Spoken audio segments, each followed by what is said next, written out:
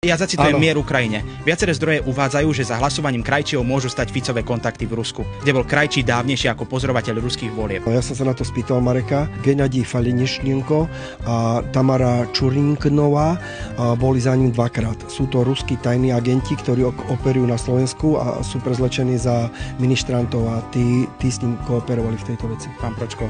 A čo mám na tom povedať? Vy tu nie ste na to, aby ste robili politickú satíru. No a kto je na tom? Ja naozaj sa pýtam veci, ktoré ma zaujímajú. A toto že ma mier na fakt Ukrajine, zaujíma. a to je vážna stupidita z mieru na Ukrajine. A nehovorte mi, teraz sklamete ma. Vy, intelektom obdarený človek, veríte stupidite z mieru na Ukrajine? Lebo to je veľmi vážne obvinenie. Čiže veríte veľmi... Či ste sa na to pýtali Mareka Krajčího? Áno, počul som, že vy s tým farárom ste mali veľmi vážny vzťah. Je to veľmi vážne obvinenie. Je fakt, že Krajčí bol ako dozor. Ale tam, no a dobre. A teraz viete že potvrdil, že to boli demokratické voľby v tom Rusku? To je konšpirácia, ktorú vytvoril mier na Ukrajine.